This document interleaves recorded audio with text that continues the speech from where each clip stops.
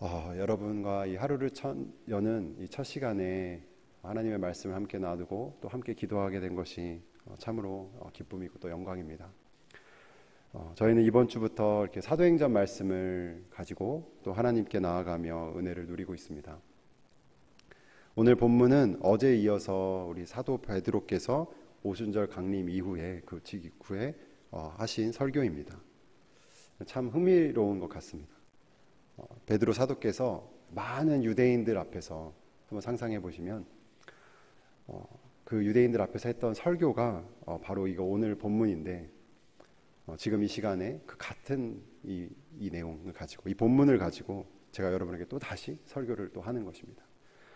그것은 마치 이미 이렇게 기록되어 있는 클래식 연주곡 악보를 가지고 이 시대에 다시 연주자가 그것을 연습하고 연주해서 이 시대의 다른 청중들에게 또 들려주는 것과도 닮았다고 할 수가 있을 것입니다. 물론 이 같은 악보를 가지고 연주해도 연주자마다 조금은 다 다르게 느껴질 것이고 또 상황이나 청중에 따라서도 아마 다른 연주가 될 것입니다. 물론 제가 베드로 사도와 동일하게 이것을 그대로 전달할 수도 없고 또 이 여러분들이 이 설교를 듣고 여기 나와 있는 유대인처럼 동일하게 아마 반응하지는 할 수 없겠지만 오늘 사도행전 이 본문과 이 본문에서 역사하시는 그 성령 하나님은 동일하시고 그 하나님께서 말씀을 전하는 저와 이곳에 있는 여러분에게 우리 가운데 역사하실 것을 또 믿고 또 소망합니다. 오늘 본문은 초대교회에 대한 부분입니다. 여러분 대부분 아마 초대교회로 돌아가자라는 이 구호를 아마 많이 들으셨을 것입니다. 또 신앙서적을 많이 읽으신 분들은 그거에 관련된 초대교회의 어떤 현상이나 어떤 것들에 대해서 아마 많이 들으셨고 또 읽으셨을 거라고 생각이 듭니다. 그때 우리는 이렇게 어떤 행동이나 어떤 그 현상에 대해서 집중하기가 쉽습니다. 방언을 한다든지 예언을 한다든지 구제를 한다든지 같은 말이죠. 이 모든 것이 분명히 성령 하나님의 역사인 것이 사실입니다. 그리고 저희도 간구하며 우리의 삶을 돌아보며 우리가 행동을 옮겨야 할 것들이 분명합니다. 그런데 오늘 사도 베드로께서는 바로 오순절 강림의 그 놀라운 현상 뒤후에 이 청중들의 시선을 그 어떤 현상에서 그 현상의 원인으로 시선을 돌리고 있습니다. 왜 이 일이 일어났는가에 대해서 강조하고 있습니다. 예루살렘에 있는 사람들은 성령님께서 호련히 그 가운데 임하셔서 많은 이들이 성령 충만함을 경험하는 것을 보았고 다른 언어들로 사람들이 말하는 것, 어제 설교 때 들으셨죠? 그런 기적들을 그 자리에서 눈으로 보았습니다. 그 현상을 목도한 자들에게 베드로 사도께서는 그 현상 너머의 어떤 근원 혹은 근거를 오늘 말씀을 들어서 이렇게 설교하고 있는 것입니다. 어제 본문이었던 2장 14절 말씀을 제가 읽겠습니다. 이 말씀을 아마 들으시면 베드로 사도께서 이 설교를 왜 하셨는지에 대한 내용이 기록되어 있습니다. 2장 14절 말씀 제가 읽겠습니다. 베드로께서 열한 사도와 함께 서서 소리를 높여 이르되 유대인들과 예루살렘에 사는 모든 사람들아 이 일을 너희로 알게 할 것이니 내 말에 귀를 기울이라. 방금 읽으신 말씀에 보면 이 일을 너희에게 알게 할 것이니 라는 이 부분이 여기서 말하는 이 일이 일어난 현상에 대한 부분입니다. 너희로 알게 할 것이니 라고 했던 이 베드로께서 표현한 말은 이 현상이 일어나게 하는 원인을 내가 설명할 것이다. 말씀으로 증거할 것이다. 라고 이렇게 처음 시작에 이렇게 얘기한 것입니다. 이를 비유적으로 말씀을 드리면 어떤 영화를 다 본 이후에 그 영화가 어떻게 제작되었는지 또 어떤 의도로 이 영화를 만들었는지와 같은 것들을 보통 커멘터리 필름이라고 하죠. 연출자가 내가 이러이러해서 이렇게 했습니다. 이건 이렇게 찍었습니다. 이건 이러이러한 과정들을 거쳐서 이렇게 되었습니다. 라고 이렇게 설명하는 것들이 있죠.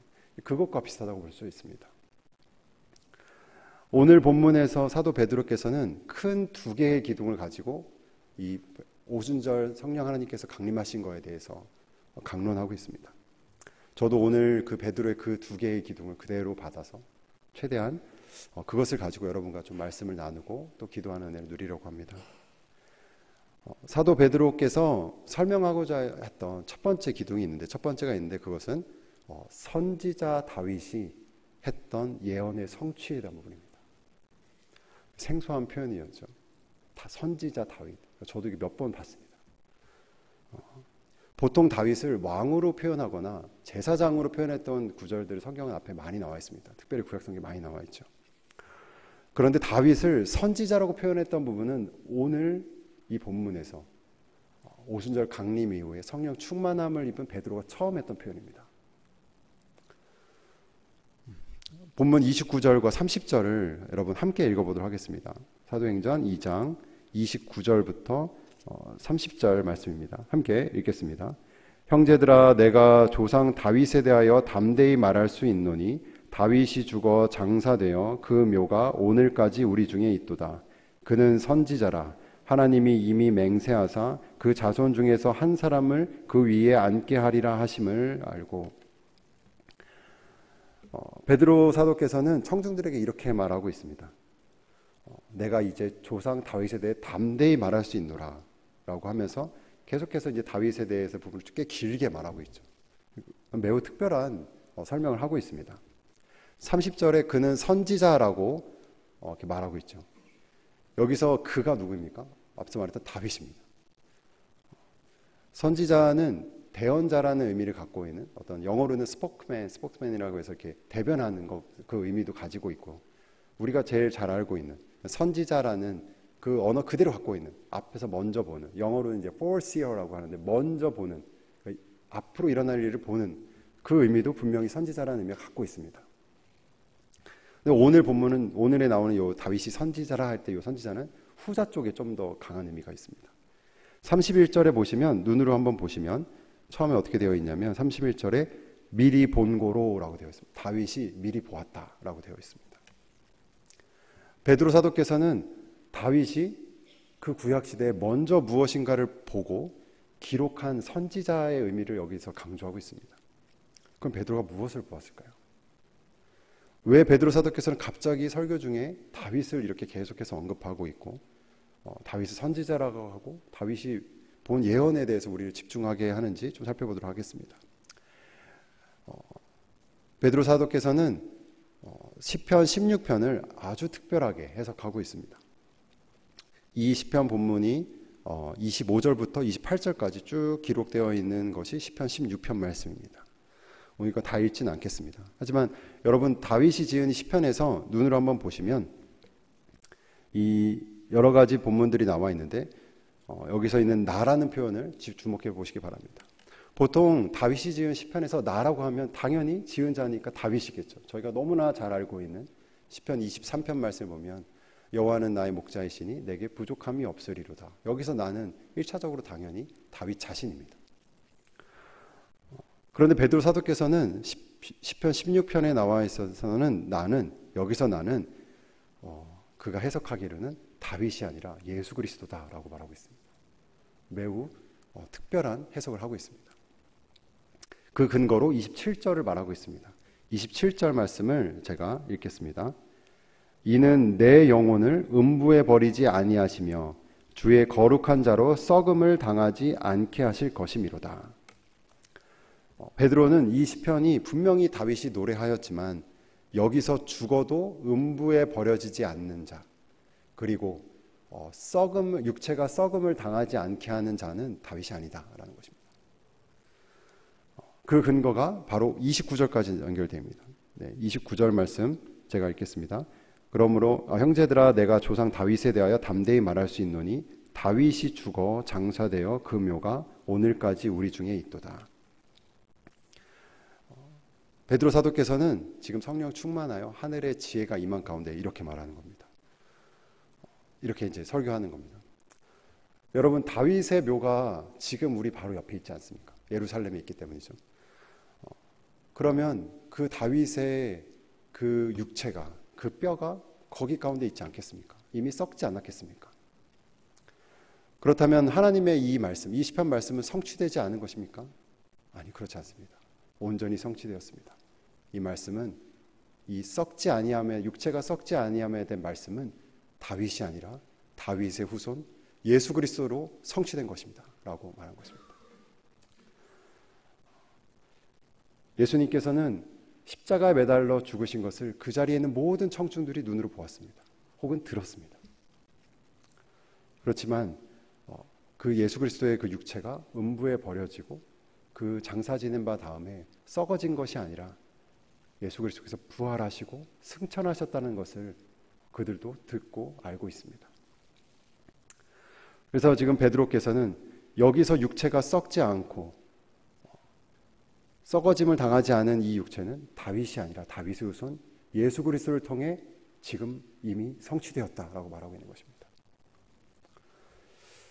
여러분 오늘 본문 31절을 여러분과 좀 함께 읽었으면 좋겠습니다. 31절 말씀 읽었죠. 여기서 다윗이 선지자로서 이 부활에 대해서 한 말씀을 다윗이 예수 그리스도를 이미 보았다라고 말하고 있습니다. 선지자 다윗이 믿음으로 이미 보았다라고 말하고 있습니다. 구약 시대의 다윗이 선지자로서 그리스도를 보고 또 그리스도의 부활을 이미 말하였다라는 것이 여러분 얼마나 놀라운 것입니까? 시간을 창조하시고 시간을 초월하셔서 역사하시는 그 하나님의 그 역사가 없이는 설명할 수 없는 것입니다. 구약의 다윗이 신약의 예수 그리스도의 부활을 이미 보았다라고 말하는 것입니다. 현대를 살아가는 우리에게 이 말씀을 적용해 본다면 부활을 통해 하나님의 예언을 성취하신 예수님께서 부활까지만 성취하신 것이 아니라 부활을 포함한 그 많은 예언들도 이미 성취하셨고 또 지금도 성취하고 계심을 우리가 꼭 기억해야 될 것입니다. 32절에서 다윗은 부활하고 승천하셔서 하나님의 보좌 우편에 앉아 계신 예수 그리스도를 믿음으로 바라보고 있다고, 다윗이 그것도 바라보고 있다고 말하고 있습니다. 우리도 다윗처럼, 다윗은 성취될 예언을 미리 본 것이라면 우리는 이미 성취된 예언, 하늘 보좌에 앉아 계신 예수 그리스도를 믿음으로 보아야 할 것입니다.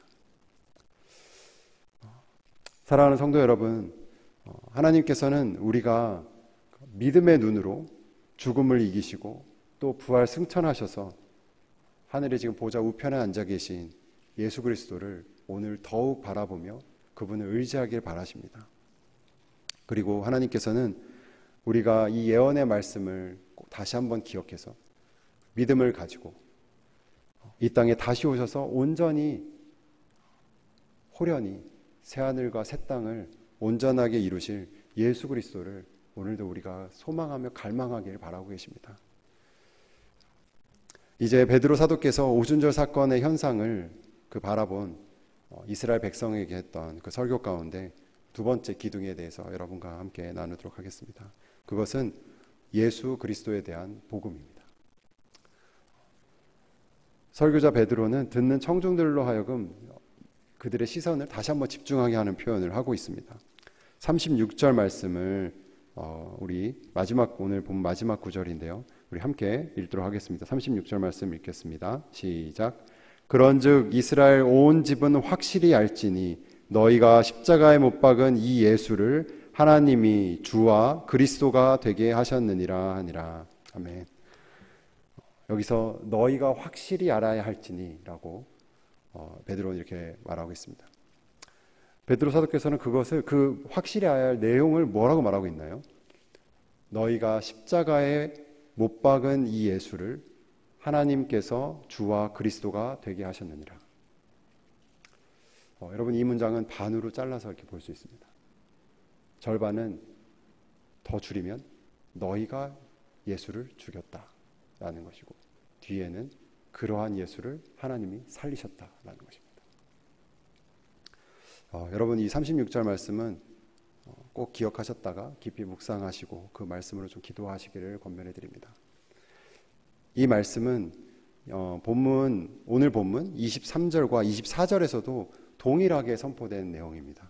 23절과 24절 말씀도 여러분 같이 함께 읽도록 하겠습니다. 시작. 그가 하나님께서 정하신 뜻과 미리 아신 대로 내준 바 되었거늘 너희가 법 없는 자들의 손을 빌려 못 박아 죽였으나 하나님께서 그를 사망의 고통에서 풀어 살리셨으니 이는 그가 사망에 매여 있을 수 없었음이라. 저희가 가끔 한국어 성경에서 긴 문장으로 이렇게 서술된 성경 구절을 읽을 때에 주어랑 서술어가 좀 이렇게 흩어져 있어서 그것을 좀 집중하지 못하고 흘려보낼 때가 있습니다. 오늘 본문이 약간 그러한데 23절에 보시면 죽였으나 해당되는 주어가 무엇인가요? 너희가입니다. 너희가 죽였다. 여기도 똑같은 맥락입니다. 너희가 죽였으나, 그리고 뒤에 보면은 살리신 하나님이시다라고 말하고 있습니다. 지금 베드로 사도께서는 그분의 설교를 듣고 있는 수많은 청중들, 유대인들 청중들 앞에서 정말 이렇게 폭탄을 툭 던진 것 같습니다. 그게 어떤 폭탄인가요? 너희가 예수를 죽인 살인자다라는 것입니다. 베드로는 이 설교뿐만이 아니라 다른 설교에서도, 다른 사도행전 본문에서도 이것을 강조하고 있습니다. 3장, 오늘 본문은 아니지만 3장 14절과 15절 말씀을 찾아서 제가 읽겠습니다. 3장 14절과 15절 말씀입니다. 제가 읽겠습니다. 너희가 거룩하고 의로운 일을 거부하고 도리어 살인한 사람을 놓아주기를 구하여 생명의 주를 죽였도다. 그러나 하나님이 죽은 자 가운데서 그를 살리셨으니 우리가 이 일의 증인이라. 베드로 사도께서는 의로우신 예수 그리스도를 영접하지 아니하고 거부한 그 모두가 생명의 주이신 예수 그리스도를 죽인 자들이라고 말하고 있습니다. 여러분, 그 청중들이, 지금 설교를 듣고 있는, 베드로의 설교를 듣고 있는 그 청중들이 예수님을 십자가에 직접 매달고 그분의 손과 발에 못 박은 자들은 아닙니다. 심지어 그 골고다 언덕이나 예수님께 사형 선고를 하고 법정에 있었던 그 빌라도의 법정이 없었던 자들도 이 자리에 있었을 것입니다. 그런데 왜 베드로 사도께서는 어떻게 그들이 예수 그리스도를 죽인 자들이라고 이렇게 강하게 말하고 있었을까요? 그것은 단지 물리적이거나 어떤 법률적인 의미를 말하고 있는 것이 아니라 영적인 의미를 포함해서 말하고 있는 것입니다. 여기서 우리가 잘 알고 있는 이사야서 53장 5절 말씀을 조금은 더 깊이 적극적으로 해석할 필요가 있을 것 같습니다. 한번 53장 5절 말씀을 앞부분만 제가 읽도록 하겠습니다. 그가 찔림은 우리의 허물 때문이요 그가 상함은 우리의 죄악 때문이라. 선지자 다윗처럼 여기 이사야 선지자도 지금 고통받고 있는 예수 그리스도를 미리 보고 있습니다. 그리고 예언하고 있죠. 우리의 허물과 죄악 때문에 예수님께서 십자가에 매달리고 창에 찔리시고 상함을 입으셨다라는 말씀은 조금 더 우리가 적극적으로 해석한다면 예수 그리스도를 찔렀던 그 창은 그것이 곧 우리의 허물이고 예수님을 상하게 했던 그 채찍이 곧 우리의 죄악이라고 해석할 수가 있습니다. 바울 사도께서 하신 말씀도 이러한 맥락에서 같이 볼 수가 있습니다. 바울 사도께서 하신 로마서 5장 10절 말씀도 제가 앞부분을 읽겠습니다. 유명한 말씀이죠. 곧 우리가 원수 되었을 때에 그의 아들의 죽으심으로 말미암아 하나님과 화목하게 되었은즉. 바울 사도는 우리가 예수님과 원수 사이였다라고 말하고 있습니다. 여러분, 원수는 그냥 의견이 다르거나 관계가 소원할 때 하는 말이 아닙니다. 강한 적대감을 가지고 있고 상대에 대해 공격성을 가지고 있을 때 그가 망해야 하고 그가 쓰러져야 하고 그가 죽어야 하는 그 감정이 원수 사이에 있는 것이죠. 이 모든 것을 종합하여 볼 때에 성경이 말하는 것은 죄인인 우리는 단지 예수님을 몰랐던 자들이 아니라 진리이신 예수 그리스도를 거부하고 또 그를 공격하는 원수였다라고 말하고 있는 것입니다. 우리의 죄악은 곧 그를 찌르는 것이었고 우리의 허물은 그를 채찍질하는 것이었다라고 말할 수 있습니다. 다시 말해서 베드로 사도께서는 오늘 본문으로 돌아오면 우리가 곧 1차적으로는 그곳에 있는 청중들에게 너희가 곧 예수 그리스도를 죽인 자다라는 것이고 그것을 우리에게도 적용하면 우리가 곧 예수 그리스도를 죽인 자라는 영적인 실체를 말하고 있는 것입니다. 여러분, 제가 미국에 처음 왔을 때 일리노이에 있는 휘튼 칼리지를 간 적이 있는데, 그곳에 있는 박물관에서 했던 그림을 하나 본 것이 있습니다. 제가 그것을 여러분과 함께 좀 나누고 싶습니다. 보여드리기 원합니다.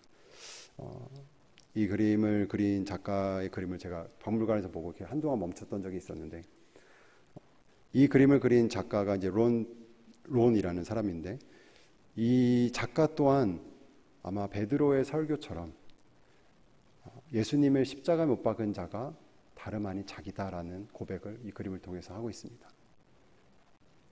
한 사람이 있는데 그 사람이 손에 들고 있는 것이 바로 못과 망치죠. 성령의 조명을 통해서 보면, 그리고 말씀을 통해서 우리가 보면 예수님을 채찍으로 상하게 하고 그분을 십자가에 매달고 못 박게 하고 그를 죽게 한 자는 로마 병정이 아니라 곧 죄인인 우리인 것을 우리는 깨닫게 됩니다. 이제 36절 말씀으로 다시 마지막으로 돌아와서 보면, 예수님을 십자가 못 박아 죽인 자가 곧 우리이며 그를 살리시고 부활 승천케 하신 이는 성부 하나님이심을 우리는 확실히 알아야 합니다. 이것이 곧 성경이 말하고 있는 복음, 그리고 좋은 소식이 아니겠습니까?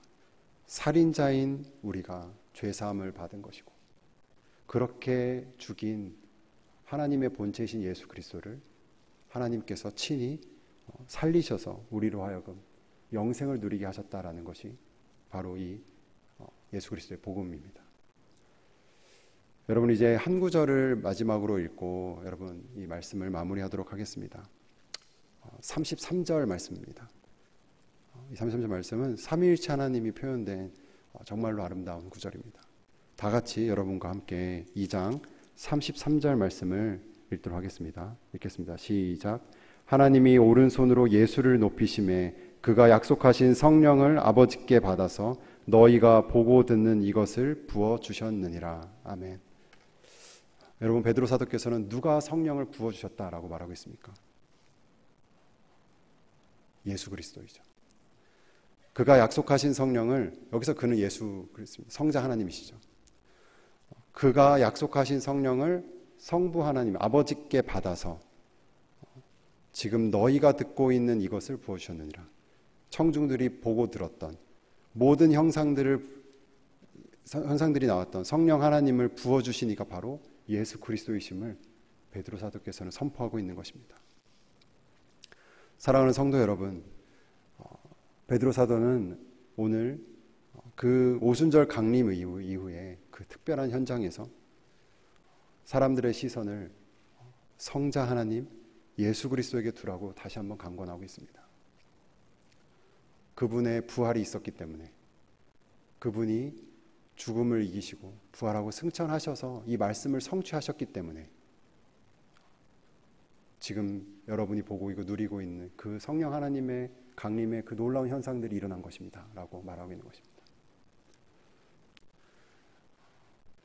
선지자 다윗의 예언처럼 육체의 썩어짐을 경험치 아니하고 부활하여 승천하신 분이 바로 예수 그리스도이시며, 또 원수였던 우리가 핍박하고 십자가에 못 박았던 분이 바로 예수 그리스도이시며, 하나님께서 살리셔서 지금 하늘 보좌에서 이 세상을 친히 다스리고 있는 분도 예수 그리스도이시다라고 바울 사도께서는 말하고 있습니다.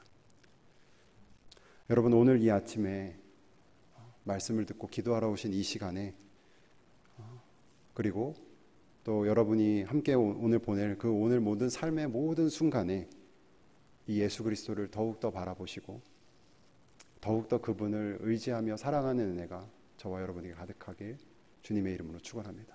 함께 기도하겠습니다. 하나님 아버지, 이 아침마다 우리에게 새로운 은혜를 베풀어 주시는 하나님을 경배합니다. 죄인인 우리가 십자가에 못 박혀서 죽인 그 예수 그리스도를 죽음 가운데서 살리신 그 하나님의 이름을 찬양합니다. 지금 말씀을 듣고 기도하는 우리 모든 사랑하는 성도님들의 주님 더욱 긍휼히 여겨주시고 은혜를 더하여 주옵소서. 부활하시고 승천하셔서 지금 다스리고 계시는 예수 그리스도를 더 바라보게 하시며 우리도 부활을 더욱더 소망하며 그 부활 소망을 가지고 기도하며 살아갈 수 있도록 하여 주옵소서. 우리 하늘이 교회가 확실한 진리이신 예수 그리스도를 더욱 붙잡고 그분을 통해 성령 충만함을 더하는 은혜를 주님 우리에게 허락하여 주옵소서.